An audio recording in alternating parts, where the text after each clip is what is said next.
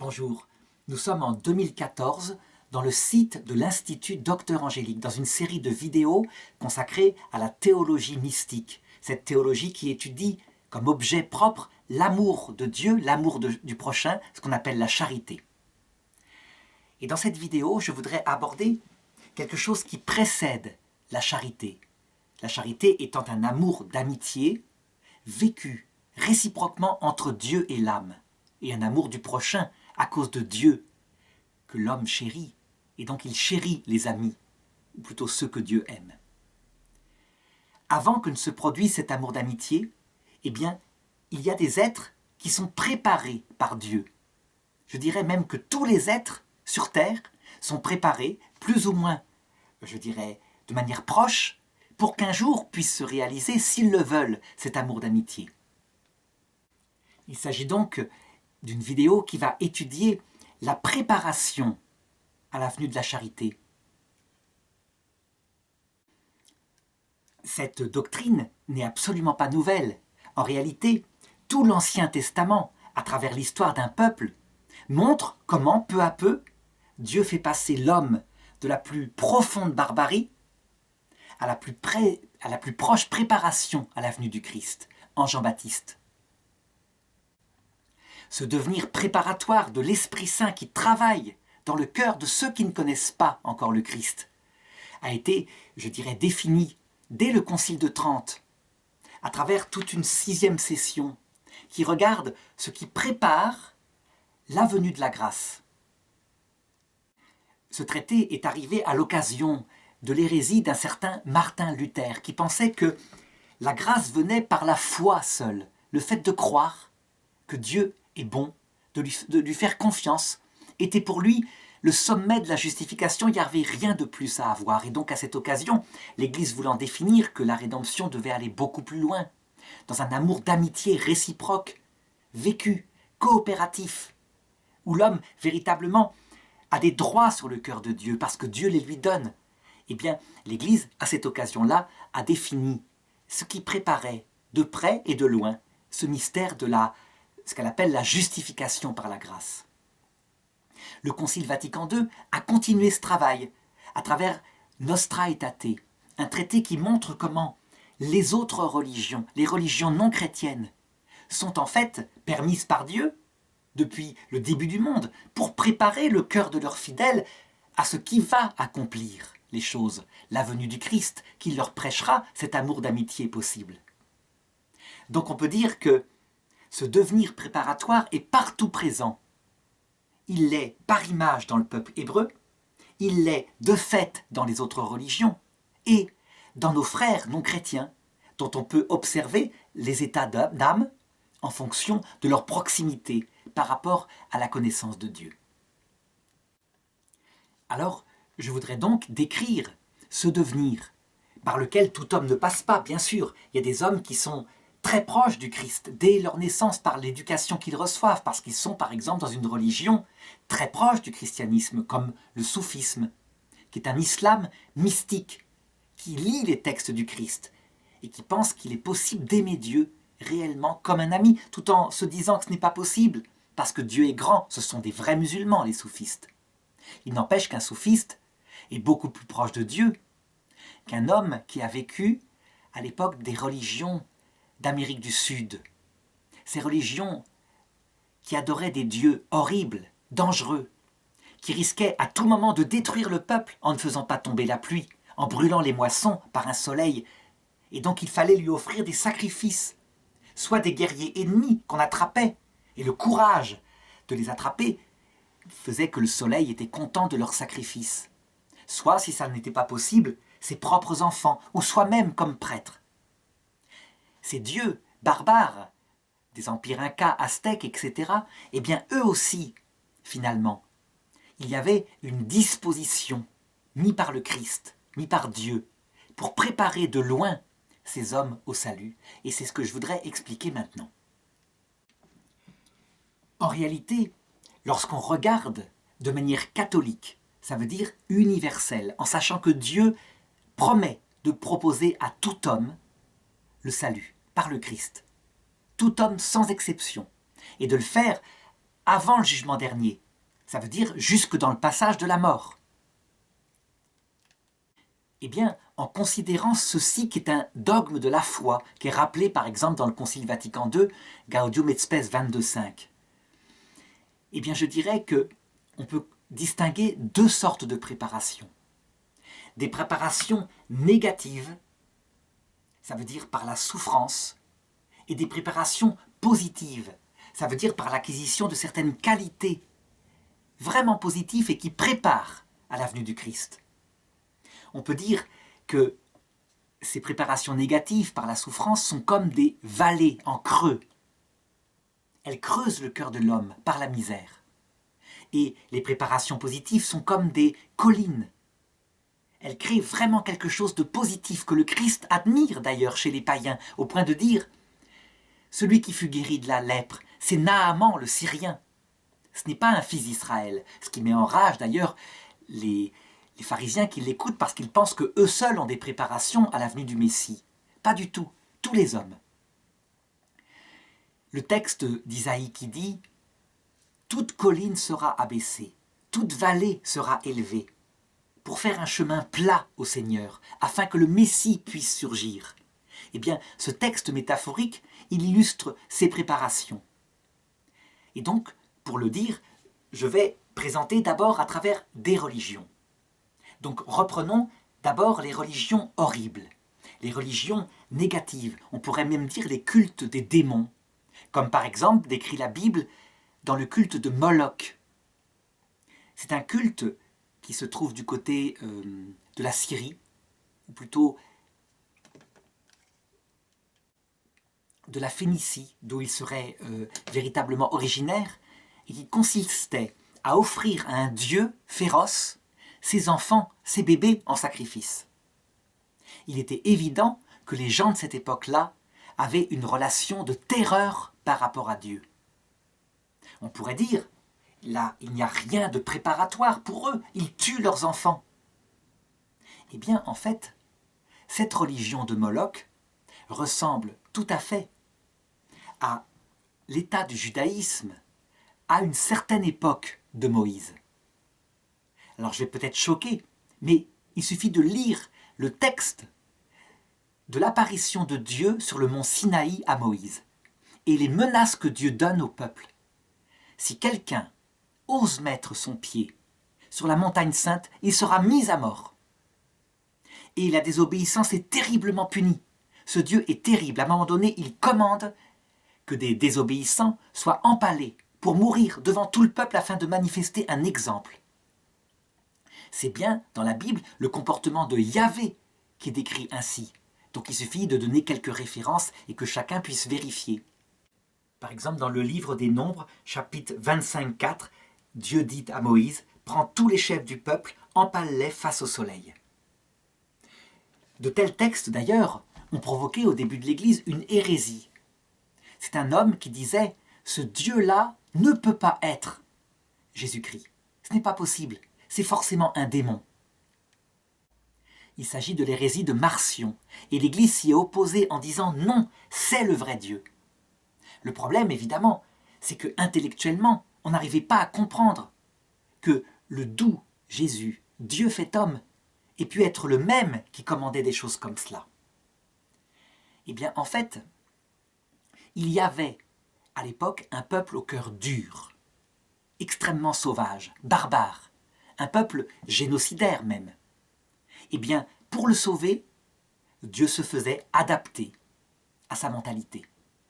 S'il s'était présenté à cette époque-là comme un Dieu d'amour, il n'aurait eu que du mépris pour lui. Et donc, il les livrait à un rude esclavage, à des terreurs. Il pensait que ce Dieu était terrible. Il ne parlait d'ailleurs pas, ce Dieu, d'une vie après la mort.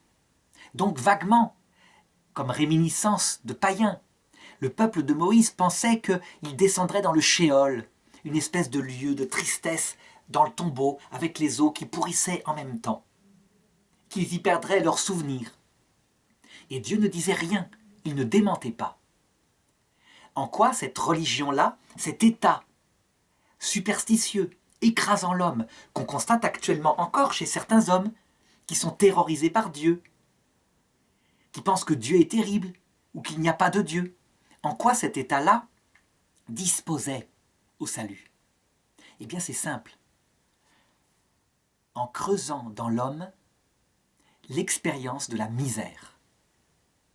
Jésus, il a une parabole pour décrire cet état, c'est la parabole de l'enfant prodigue. Il est orgueilleux, il a voulu profiter de sa liberté, il se retrouve à désirer manger ce que les cochons mangent. Et là, c'est ce pauvre homme, au fond de son cœur, bien qu'il crâne extérieurement peut-être, se met à se souvenir de son père, à aspirer après un salut. Eh bien, on peut dire que les religions que Dieu a laissées se développer longtemps, comme par exemple les religions de l'Amérique du Sud, étaient en creux par leur misère une préparation en ce sens que quand ces hommes mouraient et qu'à l'heure de la mort leur apparaissait l'ange du Seigneur ou le Christ lui-même, pour ce qui est des Incas qui étaient nés après la naissance du Christ, qui leur révélait le vrai mystère de son silence, le vrai cœur de Dieu. Autant ils avaient été terrorisés, autant la surprise était bonne. Et forcément, dans la joie, libérés de l'esclavage, ils se précipitaient en masse, repentant, vers ce Sauveur. Et ils étaient sauvés. Évidemment, pour celui qui est sur terre et qui ne regarde que la vie terrestre, il se dit, c'est une pastorale divine extrêmement, je dirais, choquante. On a du mal à l'accepter. Et donc on ne verra son efficacité que de l'autre côté, dans le salut éternel, évidemment. Toujours est-il que cette pastorale ne peut pas être aimée de Dieu. Il n'aime pas faire ça. Et donc peu à peu, en affinant les peuples, et aussi par des conquêtes, par exemple la conquête des sauvages conquistadors en Amérique du Sud, qui mirent un terme à ces religions barbares, et bien peu à peu, il donna aux hommes un chemin tout de même un peu moins de terreur. Ce chemin de terreur, en creux, est décrit à la croix par le mauvais larron. Rien ne dit que le mauvais larron soit en enfer. Peut-être qu'en fait, finalement, écrasé par sa souffrance et son désespoir, il s'est tourné vers un sauveur et qu'il a supplié d'être sauvé. Eh bien, c'est cette sagesse-là qui est appliquée. Le Concile Vatican II ne se penche pas sur ces anciennes barbaries, parce que d'abord elles ont disparu. Par contre, il commence par évoquer, comme religion qui est une préparation lointaine au Christ, l'hindouisme. Ou plutôt, il le cite en dernier parce que c'est sans doute la préparation la plus lointaine. Il le décrit comme une religion nourrie de mythes et de multitudes de dieux. C'est aussi une religion qui fondamentalement ne croit pas en un Dieu personnel. Et pourtant, le peuple croit en des multitudes de dieux personnels. Il y a des mythes. C'est un paganisme finalement. Eh bien, le Concile manifeste que dans cette religion, il y a des préparations au Christ. À travers la multitude des histoires que les hommes se racontent, auxquelles ils croient, qui sont parfois fausses, parfois vraies, de toute façon, leur désir qu'un salut se réalise est un peu comblé. Ils espèrent quelque chose. C'est évidemment quelque chose d'inférieur à ce qui va se révéler à l'heure de la mort de ces hindouistes, de même à l'heure de la mort de tous les païens de l'époque grecque, de l'époque romaine, qui croyaient en des tas de choses possibles de l'autre côté. Eh bien, je dirais que ce chemin préparatoire, qui n'est pas sans souffrance, parce qu'il y a des vraies incertitudes, mais ce chemin préparatoire, il est vécu actuellement encore. Et il est clair que lorsque le Christ se manifeste à l'heure de la mort de ces gens-là, eh bien, tout s'unifie en eux, mais que les vertus qu'ils ont pu acquérir, à travers, je dirais, certaines choses positives des mythes qu'ils vénèrent, ces vertus ne sont pas oubliées. Elles les ont véritablement préparées au Christ. Par exemple, l'idée que si je me comporte mal, je construis en moi un karma, donc une dette de peine, même si je ne suis pas une vraie personne. De toute façon, la goutte d'énergie, d'éternité que je suis, devra le payer pour progresser, et donc je devrais me réincarner, disent les hindouistes, pour vivre une vie douloureuse et payer cette dette de karma. Eh bien, par une certaine terreur de la réincarnation, cela conduit des gens à essayer de se comporter bien, de se comporter mieux, d'être honnêtes, d'agir selon leur conscience. Voilà une préparation lointaine au Christ. Évidemment, il n'y a pas de connaissance de la personne de ce Dieu amour, mais il y a tout de même quelques vertus qui sont acquises. Et un écrasement de l'orgueil, parce qu'il y aura une justice, donc il y a une peur, donc il y a une humiliation, donc une certaine humilité. Prenons ensuite le bouddhisme, qui est un état supérieur à l'hindouisme, parce qu'un état plus modéré, plus sage. Il est fondé lui aussi sur l'absence de croyance en un Dieu personnel, qui viendrait et qui sauverait nos personnes dans l'autre monde. Mais peu importe, il y a un destin éternel, il y a aussi un karma à payer, sauf que, dans le bouddhisme, l'autre qui souffre, on va devoir avoir pour lui de la compassion, parce qu'il fait partie finalement de nous-mêmes. Et en l'aidant, on l'aide à progresser, donc on aide le monde entier à progresser vers son état de paix, le nirvana. Donc c'est une religion moins sauvage que l'hindouisme, plus miséricordieuse, qui ne laissera pas quelqu'un mourir de misère dans la rue. Et elle donne de véritables qualités de compassion, de paix intérieure. Une paix qui n'est pas remplie par quelqu'un, mais il suffit que ce quelqu'un vienne, et on peut dire que le bouddhisme aura préparé dans le cœur, je dirais, une place pour que le Messie apparaisse. Donc concrètement, quand les moines bouddhistes meurent, au lieu de trouver de l'autre côté une nécessité de se réincarner, ils sont visités par le Christ accompagné des saints et des anges, qui leur révèlent qu'il n'y a qu'une seule vie, qu'ils n'auront pas besoin de retourner sur terre, que leur personne est éternelle, et que s'ils doivent se purifier de certaines choses, ce sera au purgatoire, mais qu'ils ne perdront pas ce qu'ils ont aimé. Quelle joie, en comparaison, je dirais, de la dépersonnalisation qu'impliquait leur foi auparavant. Et donc certainement qu'ils se jettent avec un grand réconfort vers ce salut proposé par le Christ.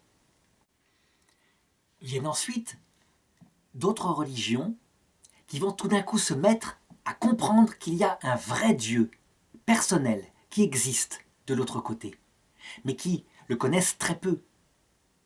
Certaines de ces religions-là sont naturelles, ça veut dire qu'elles sont produites par la réflexion intellectuelle de philosophes. Je pense à Spinoza, un philosophe qui pensait qu'il y avait bien un créateur, mais qu'il était un ingénieur, qui ne s'occupait pas du destin individuel des hommes. N'empêche qu'il savait que quelqu'un avait créé le monde. Eh bien, cette religion de Spinoza, elle ressemble un peu à la façon dont Moïse considérait Dieu. Dieu qu'il révélait à son peuple, au-delà de la terreur qu'il leur inspirait. Eh bien, il ne s'occupait pas non plus du destin individuel du peuple hébreu. Il mourait au désert, et ce qui était sauvé, c'était le peuple tout entier, en conquérant la terre d'Israël, la future terre d'Israël qui avait été promise. Cette religion-là, qui ne connaît pas la présence d'amour de Dieu, est-ce qu'elle est une disposition au salut? On pourrait dire a priori non, c'est quelque chose d'épais. Ils adorent celui qu'ils ne connaissent pas, comme dit Jésus. Eh bien, malgré tout, elle dispose au salut. Comme le prouve d'ailleurs le fait que Moïse, qui l'a prêché, est apparu lors de la transfiguration de Jésus, avec Élie. Ils l'ont vu, et donc il était au paradis. Si Moïse, inspiré par Dieu, a produit cette religion qui ne connaissait pas, je dirais, une tendresse individuelle de Dieu sur des personnes, c'est donc que plus tard, il a compris que cette tendresse était possible. Et il l'a compris certainement dans le passage de la mort, où l'ange lui a expliqué. On pourra objecter que Moïse fréquentait Dieu très proche sur le mont Sinaï. Oui, mais Dieu n'avait pas forcément révélé tous ses secrets. Sinon, peut-être qu'il les aurait dit au peuple. Cette religion, ce judaïsme de Moïse, n'en est pas resté là. Les choses ont évolué, se sont approfondies, et surtout à une époque précise. La destruction du royaume d'Israël par les Babyloniens. La destruction du royaume de Judée aussi. Ça a été un traumatisme qui a fait avancer de manière extraordinaire le peuple juif dans la connaissance de Dieu.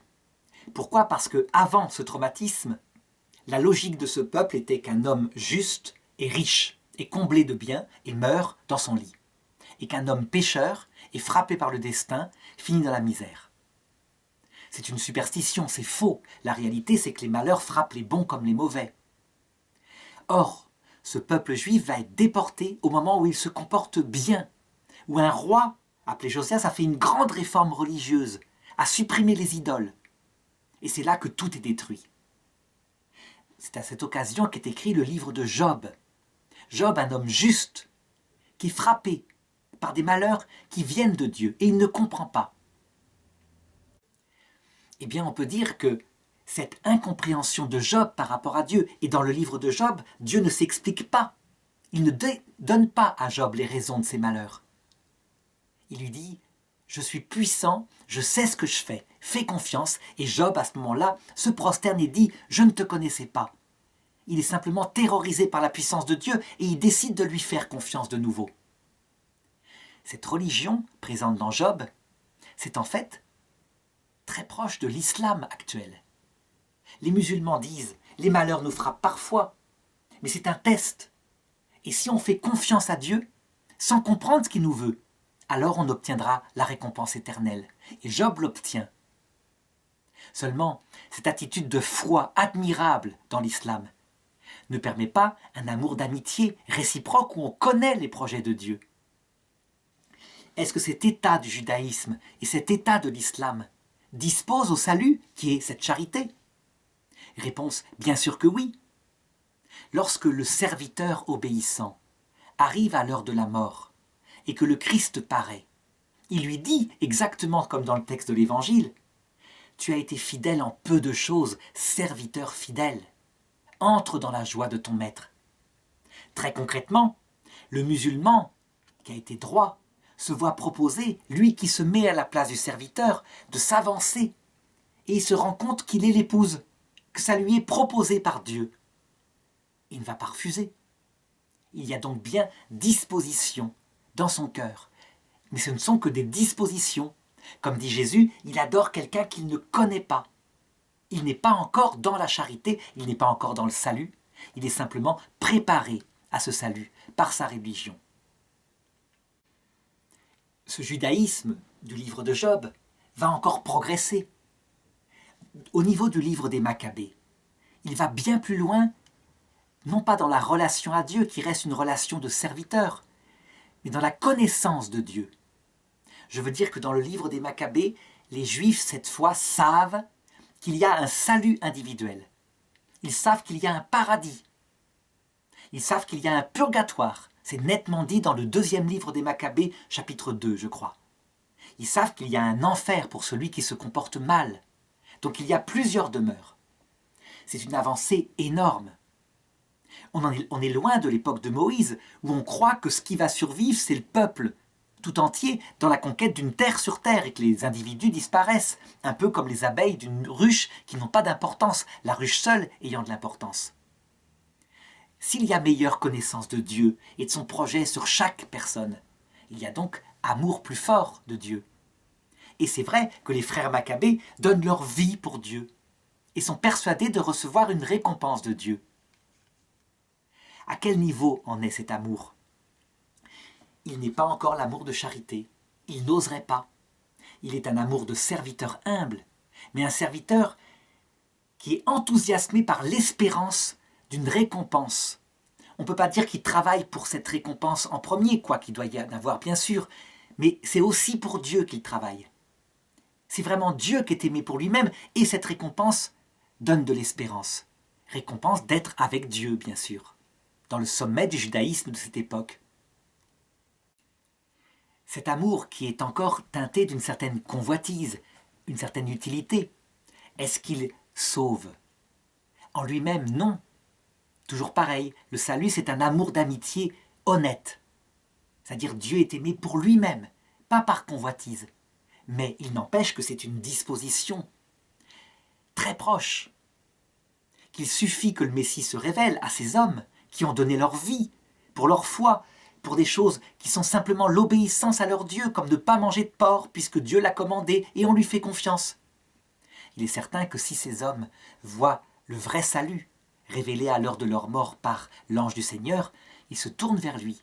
Donc il y a là un état de la religion qui correspondrait à un islam éclairé, un islam théologique. Pas seulement l'islam de Job qui fait confiance sans connaître rien, mais un islam qui a une vraie connaissance de ce que c'est que la vie éternelle. Eh bien, cet islam-là, il donne une disposition au salut, bien évidemment. Et puis, au sommet, ce qu'il y a de plus proche du château intérieur où va naître la charité, celui qui est à la porte et qui frappe, c'est Jean-Baptiste. C'est le plus grand des judaïsmes. Pourquoi ? Parce qu'il ne se contente pas de deviner certaines choses du message évangélique, il montre du doigt le Messie. Et pourtant, Jean-Baptiste n'est pas encore entré dans la charité. On ne peut pas dire qu'il aime Dieu à travers Jésus, dans un amour d'amitié réciproque. Il ne sait pas que Jésus est Dieu. Il ne connaît pas son cœur. C'est un homme de l'Ancien Testament. Mais il le montre comme le Messie, celui qui doit venir. Jésus dit de Jean-Baptiste qu'il n'y a pas de plus grand enfant des hommes, et pourtant que le plus petit dans le royaume des cieux est plus grand que lui. Ça veut dire quoi ? Qu'un tout petit enfant, qui serait déjà face à l'ange de Dieu pour connaître le mystère d'amour de Dieu, en sait plus que Jean-Baptiste, qui lui ignore que Dieu s'est fait homme, et ignore ce que c'est que l'Évangile. On peut dire que Jean-Baptiste, il ressemble un peu au soufisme dont je parlais tout à l'heure. Ça veut dire cet islam qui reste un islam, qui reste à la porte, qui n'entre pas dans un amour d'amitié pour Dieu. Parce que son dogme musulman dit que on ne peut aimer Dieu que comme un serviteur aime son grand maître, mais qui pourtant est presque à sauter le pas, parce qu'ils lisent les textes de Jésus. Ils ne croient pas que Jésus est Dieu, Jésus est un prophète, ils sont de vrais musulmans. Mais, confrontés au texte même de Jésus, eh bien, concrètement, ils en arrivent à une vie mystique pour certains d'entre eux, une vraie relation d'amour, d'amitié avec Dieu. C'est un peu Jean-Baptiste, entre les deux, à la porte du château. La porte est déjà ouverte, mais pour Jean-Baptiste, elle ne se s'ouvre que lorsqu'il meurt, et que l'ange du Seigneur, alors que Jésus est encore sur terre, lui révèle qui est Jésus. Donc on le voit, tout ce panorama des religions, en fait, est un panorama de tous les états par lesquels peuvent passer les hommes qui sont actuellement sur terre. On peut dire que lorsqu'on considère la spiritualité d'un homme, quel qu'il soit, on retrouve une des formes du judaïsme qui a été vécue et qui est décrite dans l'Ancien Testament. On pourrait dire, il y a tout de même une forme particulière que je n'ai pas décrite.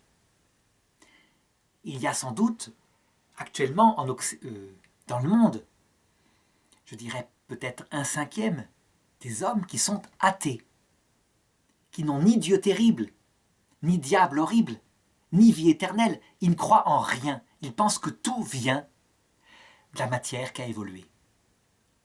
Eh bien, en fait, cet état, il est décrit aussi dans l'Ancien Testament. Il est décrit à travers 2 livres. Parce qu'il y a 2 manières, finalement, de vivre l'athéisme. Le premier, c'est le livre de la sagesse au chapitre 2, qui décrit l'état d'hommes qui pensent, ce sont des juifs, qu'il n'y a rien après la mort, qu'il n'y a d'ailleurs pas de Dieu, personne n'est revenu de l'au-delà, et qui en conséquence décident de profiter du jour présent avant qu'il ne se fane. Ils profitent des plaisirs. Et du coup, comme ils veulent profiter de tous les plaisirs, la présence de juifs pieux qui, par leur simple comportement droit, les énervent, titillent leur conscience, les énervent, et donc ils veulent le persécuter. C'est un athéisme hédoniste qui est décrit ici. Est-ce que ces hommes-là, athéistes, hédonistes, donc liés au plaisir, sont disposés au salut quelque part ? Eh bien, dans le texte, ce n'est pas marqué, mais dans la réalité, je dirais que oui. Parce que tout a été structuré de manière à ce que l'arbre produise ses fruits. Les athéistes hédonistes, par exemple la génération de mai 68, dans ses élites, est décrite parfaitement par cela. Ils dansent comme des cigales tant qu'ils sont jeunes. Ils n'ont pas besoin de Dieu, ils sont immortels. Et puis arrive la vieillesse. Ils proclament médiatiquement qu'ils sont heureux et ils enseignent aux jeunes à vivre comme ils ont vécu, avec beaucoup de divorces, beaucoup d'avortements. Et puis la solitude de la vieillesse.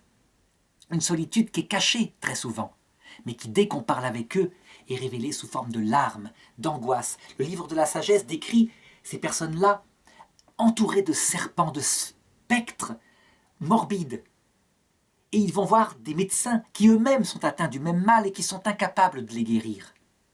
Ça correspondrait à toutes les angoisses psychologiques décrites dans les peuples occidentaux qui ont tout l'argent qu'ils veulent et qui vont sans arrêt chez les psychiatres, eux-mêmes ne comprenant pas ce qui leur arrive. Il leur arrive que leur âme, le cœur de leur âme, faite pour Dieu, ne connaît pas Dieu. C'est une angoisse mystique. Ces gens-là, lorsqu'ils arrivent à l'heure de la mort, souvent qu'ils ont provoqué par le suicide pour éviter les angoisses, ne sont pas accueillis par un monstre qui les condamne, mais par un Messie qui n'éteint pas la flamme qui fume, qui les reçoit, qui les console, qui les comprend, qui se fait leur avocat, qui devant le démon explique leur comportement par leur athéisme et qui leur propose le salut. Comme dit Jésus, tout homme a été soumis à la désobéissance afin de recevoir miséricorde. Eh bien, la plupart d'entre eux, après avoir vécu les angoisses qui sont les conséquences immanentes de cet athéisme hédoniste lorsqu'il est devenu vieux, se tournent vers lui avec un grand repentir, que décrit Jésus très bien en disant « Parce qu'ils ont été beaucoup pardonnés, ils ont beaucoup aimé ». La deuxième forme de matérialisme, on la voit décrite à travers l'athéisme du livre de Qoéleth. Qoéleth, dans la Bible, c'est un homme qui est sans doute le roi Salomon. Ce roi qui fut dans sa jeunesse un sage extraordinaire, quelqu'un qui aimait Dieu de tout son cœur. Et Dieu lui proposa la sagesse ou la richesse. Et il choisit la sagesse, alors Dieu lui donna les deux. Arrivé vers 40 ans, 45 ans, comblé de richesse, cet homme-là, je dirais, s'aigrit. Il devint cynique. Et il le dit lui-même dans son livre. À quoi ça sert de croire en Dieu? Tout est vanité. De toute façon, que tu sois juste, que tu sois pervers, tout se termine au tombeau. J'ai essayé l'alcool pour voir si je garderais ma sagesse. J'ai bu et j'ai gardé ma sagesse. La Bible décrit les dernières années de ce roi Salomon. Après lui, le déluge. Il a pris plein de femmes pour sa gloire. Peut-être 1000 femmes, dit la Bible. Et il adore leurs idoles pour leur plaire. Après tout, aucune importance. Et Dieu lui apparaît à travers le prophète et lui dit « Puisque tu as fait cela, je vais diviser ton royaume. » Mais il lui dit « Par égard pour ton père, ça ne sera pas de ton vivant, ça sera pour ton fils. » Et Salomon apparemment le prend très bien, c'est pas de son vivant. Alors Dieu suscita à Salomon un ennemi de la race royale d'Édom pour lui rendre une vieillesse pénible.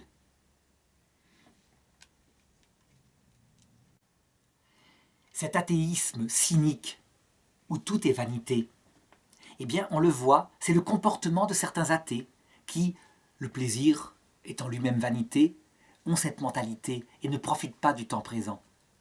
Est-ce que ça les sauve, ça aussi?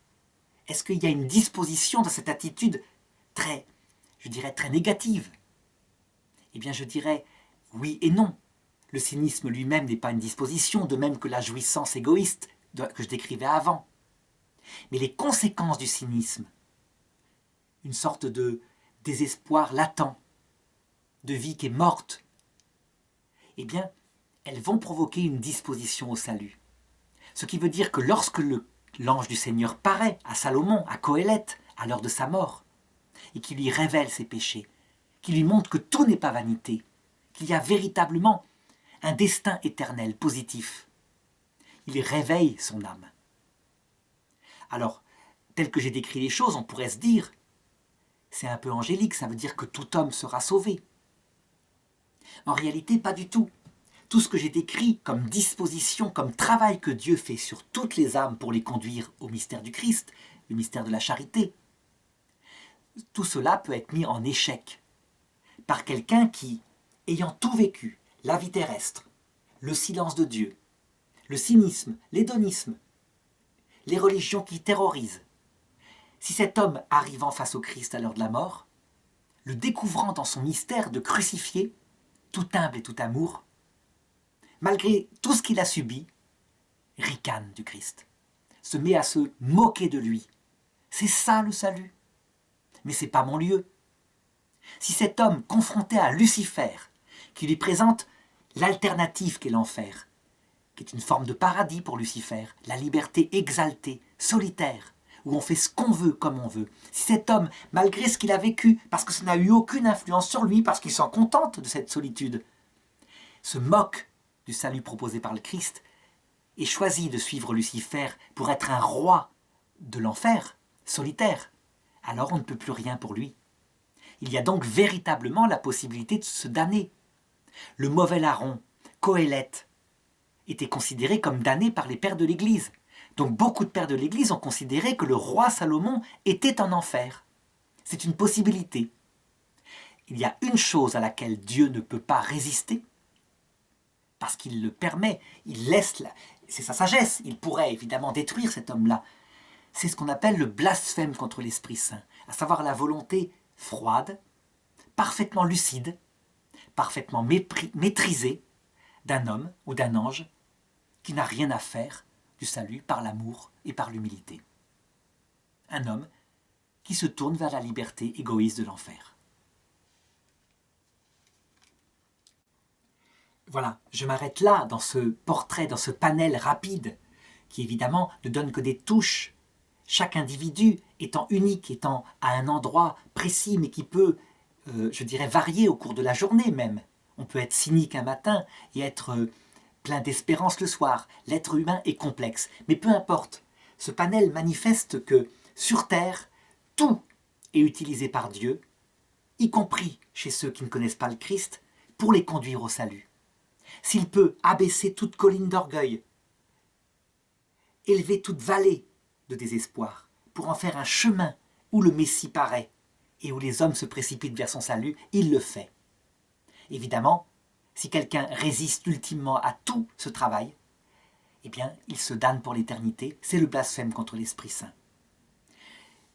Cette vidéo manifeste à quel point il ne faut pas désespérer lorsqu'on voit notre monde actuel qui se tourne vers l'apostasie et les prophéties qui disent que, à la fin, le monde entier se tournera vers l'Antichrist. Comme dit Jésus, quand un autre viendra en son propre nom, vous l'accueillerez celui-là. Il ne faut pas se désespérer, parce qu'en fait, si Dieu le permet, y compris le dernier des antichrists, qui viendra sur terre pour instaurer carrément sur terre l'enfer. Pas l'enfer four de feu, l'enfer dans sa réalité spirituelle, l'amour de soi poussé jusqu'au mépris du vrai Dieu, le Dieu d'amour et d'humilité qui sera présenté comme le démon. Jésus-Christ sera présenté comme le démon, et jusqu'au mépris du prochain. L'individualisme forcené. Et bien même ce dernier antichristianisme, religion ultime mauvaise, bien pire que les paganismes que j'avais décrits chez les anciens d'Amérique du Sud, elle aussi, elle disposera au salut. Parce que le cœur de l'homme n'est pas fait pour ce Dieu, Lucifer, ce Dieu de l'enfer. Le cœur de l'homme est fait fondamentalement pour qu'y habite le vrai Dieu, un Dieu d'humilité et d'amour. Donc les hommes de cette époque-là, nos petits-enfants, nos arrière-petits-enfants, je ne sais pas à quelle époque ça se situera, nous serons de l'autre côté, nous les aiderons. Eh bien, leur cœur sera angoissé, vide. C'est un véritable enfer. Ils aspireront à l'eau de la grâce, du vrai Dieu. Et alors le Christ reviendra dans sa gloire, et sa simple présence balayera l'Antéchrist. C'est ce que dit saint Paul en 2 Thessaloniciens chapitre 2. Pourquoi ? Parce que le vide absolu du vrai Dieu aura creusé des abîmes de soif du vrai Dieu. L'échec définitif de Lucifer dans sa révolte contre Dieu, sauf évidemment pour ses serviteurs les plus proches, ceux qui mépriseront le retour du Christ et qui suivront pour l'éternité dans l'enfer éternel.